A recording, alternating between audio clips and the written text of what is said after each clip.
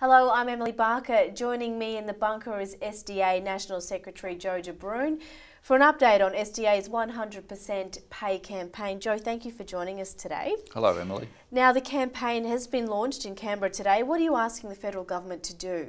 Well, we want the federal government to come to the Fair Work Commission and to say that they support the principle of the adult rate of pay for 18-year-olds and to support stage 1 of our claim, which is to get the adult rate payable for 20-year-olds. And if the case is successful, what will that mean to young people?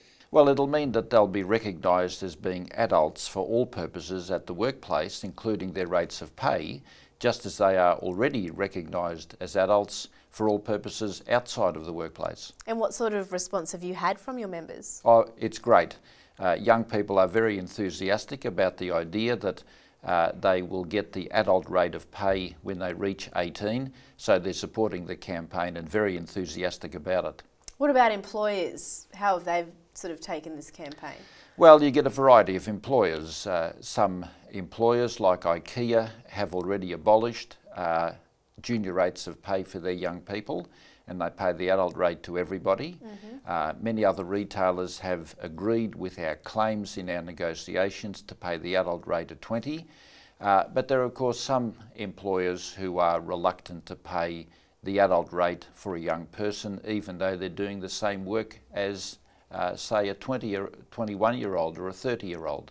So what's your message to the opposition?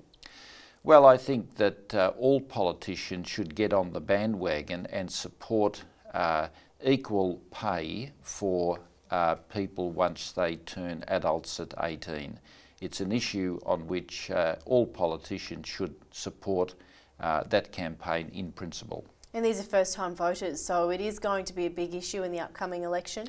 Well, it can be a big issue in the election because young people will be watching the claim progressing through the Fair Work Commission, and if we can get the federal government to support our claim, then of course the onus will be on other politicians to say what their view is on this issue. Thanks, Joe, for joining us today.